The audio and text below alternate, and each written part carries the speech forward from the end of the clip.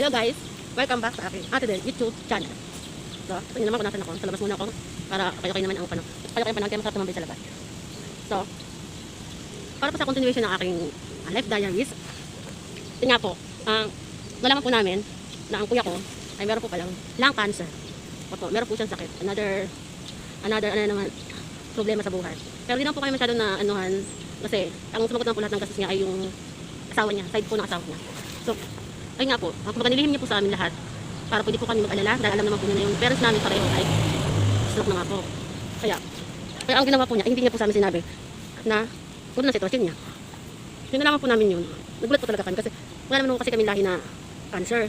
So, after mga ilang weeks lang po yun eh. Mga ilang weeks lang, sobrang lala na po ng sitwasyon niya. Nung cancer niya nasa stage 4 na po yata yun. Halos, kung pinisita po namin siya sa hospital, hindi na po siya nakakatayo mag-isa, nang hindi tinutulungan. Ngayon, tapos, kailangan may oxygen. Yun nga po pinadalaw ng parents namin sa hospital kasi nga po, hindi rin naman po makalakad yung dalawang matanda.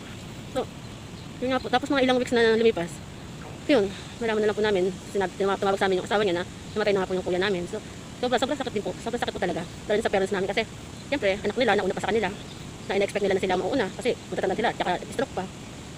Yun nga po. Di mo rin po talaga masasabi ang kahit naman po anong gawin namin, kailangan na lang po namin tanggapin, sitwasyon, anong nangyari sa buhay namin, pamilya. Yun nga po, nilibing ko yung brother ko. After, May po siya namatay, May. After po, ng mga ilang buwan, sumunod na po yung father ko. Opo, buwan lang po ang pagitan nila. Father ko po ang sumunod. Another, masakit sa puso na naman, kasi napakahirap na ilang buwan pa na nakakalipas, pero naman nawala sa pamilya ko. After po ng father ko, hindi po kami nakaka-move on talaga. Sa gastos, sa sakit ng damdamin. After a month, namatay naman po yung brother ko na bunso. So yung brother ko muna pong pangalawa, namatay po siya ng May. Father ko po, namatay po siya ng December. At yung kapatid ko pong bunso, namatay po siya ng April. April po yun. Ayun po ang pinakamasakit na nangyari sa akin. Parang kumbaga naramdaman ko ang napakasakit. Kasi bunso po namin yun, nilalaki. Napakalambing. Yung alam mo yung pag uuwi ka galing trabaho, kahit anong pagod mo, nandiyan siya nakaabang. Kayakapin, nahalik. Lagi po namin katabi sa pagtulog. Yun, doon po talaga kami halos naapektuhan sa bunso namin kapatid. Na halos hindi ko nararamdaman ng gutom sa ilang araw na nakalis sa bahay, hindi talaga ako nakain. Yun, kumbaga yung nanay ko, grabe na rin ang naramdaman niyang sakit sa mga nangyari. Sa ilang kapamilya namin nawala sa amin, na buwan lamang ang pagitan. After po nun, after po ng April na namatay ang bunso namin, yun po, sumunod na nga po yung mother ko. Mother ko na po ang sumunod. Mother ko po namatay po siya, I think September po yata. Grabe, wala na yata akong mailuha. Sobrang sunod na sa aming buhay, sa aming pamilya. Hindi ko na alam kung gagawin ko. Napakahirap ng responsibilidad na naiwan sa akin kasi napakatahimik po kasi tao dati. So hindi po ako nakikisalamuho sa ibang tao dati. Kasi tambahay nga lang po ako. So yun namatay po yung mother ko, yung parents namin. Doon na po ako natuto kung paano maging matatag kasi hindi ko na po pwedeng pabayaan din ng mga kapatid ko sumunod sa akin kasi sa akin po sila iniwan. Yung mga babae pong sumunod sa akin, tatlo pong babae yun.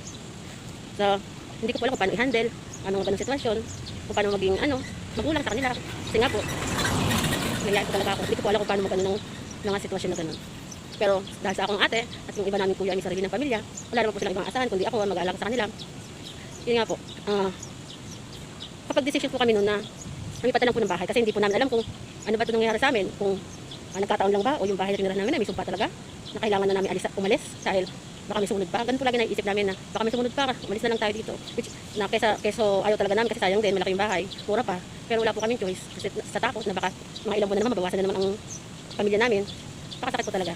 Kasi hindi ko po alam kung paano maging magulang sa mga kapatid ko. Which, kahit na alagaan ko sila hanggang ganun lang, pero yung pag-diskarte sa buhay, hindi ko po alam kung paano.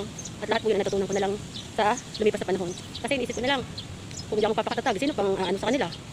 Kumbaga ako na lang yung nakapitan nila. Maging kaya kailangan ko magpakatatag. Kahit naiyak ako, hindi po ako napapakita sa mga kapatid ko kasi ayoko pong pati sila ay mawalan ng pag-asa. Malungkot. Kumbaga ako na lang yung nakapitan nilang ate. Kaya tuloy pa rin po yung buhay. So nakapag-decision po kami na maglipat ng bahay. Sama-sama kami kapatid. At sa ibang barangay na po kami nakarating. Hindi na po doon sa barangay na kung saan kami pinanganak lahat. Sa ibang barangay na rin po kami lumipat dahil sa maraming pangyayaring naganap sa aming buhay. Kayo po ang napag-usapan namin na lumipat na ng ibang barangay. At doon nakanap ng bahay kahit naupa. Ang dami po rin pagsubok na naranasan. Kasi di namin, first time namin mabuhay ng walang magulang. Napakahirap po ng walang magulang. Kahit nasabihin nyo lalaki na kayo, mahirap pa rin po. Lalo na sa sitwasyon na malungkot kayo, may problema, wala kayo masabihan. Kailangan yung i-resolve yung problema nyo. Ang mga experience na naranasan sa buhay na mahirap. Kailangan matutunan kung paano i-resolve ba. Dahil wala na kayo makakasahan. Kaya, mahirap po umiyak dito. Kahit naiiyak po ako, di ako makaiyak kasi hindi po ako sa kalye. Mahirap na po. So, ayun po, sa ngayon, ang gaganda na lang po muna uli ang aking kwento. Gusto nyo ko magdire-diretso, eh di lang po makakain ng aking load. Paalala nyo po po upload. Sana po, lahat na sumusuporta. Subscribe na lang po, malaking tulong po sa akin at sa mga kapatid ko.